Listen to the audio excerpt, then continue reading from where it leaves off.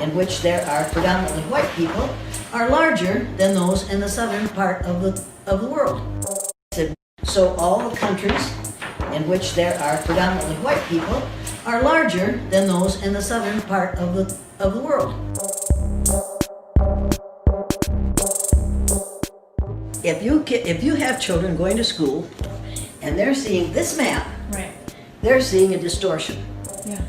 of size, of shape, of location, of importance. In order to use this map at all, you have to take this piece off here, and put it over here. And now you see, the United States is no longer in the middle of the map. Right. Now, I did this with a major record company in New York City, I think in 1970. And an older man stood up in the back of the room and said, "Now, Elliot, you've gone too far." I said, "What's your problem?" You can't do that with the map." So all the countries said, "Well, actually you can." He said, "No, the United States isn't in the middle of the map anymore." I said, "The United States never was in the middle of the map. You need to realize this depends on how you draw your map." And then I pointed this little fact out to him. South America is actually 9 times larger than Greenland. Even though it doesn't really look like it. No, it is. South America is actually 9 times larger than Greenland. It's crazy. Now, according to your social studies teachers, what is the equator? Halfway between the North Pole and the South Pole on this map would be right about here. Right. And that means that Iowa has a semi-tropical climate. Yeah. Well, you've been in Minnesota in the I've wintertime. been in Iowa too. It's definitely You know that it doesn't have a tropical climate. So you have to then introduce a real version of the map of the world. I think this is the one. I said, "Well, actually you can." He said, "No, the United States." That's very good. The Peters projection map. The sizes on this map are right. The shapes are distorted. Wow. Look at Greenland on this map. Right there. See it? Yeah, it's really tiny. See how small that is? Right.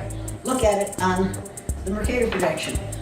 So why do they do that? I don't understand. Why? Because the Pope commissioned Mercator to make a map that shows the spread of Christianity. So all the countries in which there are predominantly white people are larger than those in the southern part of the world, halfway between the North Pole and South Pole. Mm-hmm. Now, if you have children going to school and they're seeing this map, Right. they're seeing a distortion Yeah. of size, of shape, of location, of importance. That's very. If they're looking at this map, they're seeing a distorted, shape distorted, but size and location and importance makes sense. This makes no sense. Right.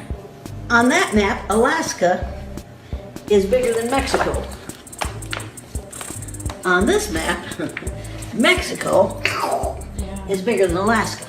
And look at Canada on this map. Look at that thing. That much is the map. Look at Canada on a properly constructed map. Yeah. Do you think that's important? It's a world of difference, actually. A world of difference. That's a good thought. Look at there. Look at South America and compare it to Greenland on this map. Right. It's almost like we're teaching kids that we're bigger, we're better. That's right. You know. That's right. That's exactly what this map is supposed to do. Right. If they're looking at what we have in this country and call education is indoctrination. We start at 3, we used to start at 5. From the northernmost point of Canada to the southernmost point of South America, all the people in here are Americans. North Americans, Central Americans, South Americans. These are all Americans. You can't put up a wall to keep Americans out because we're all Americans.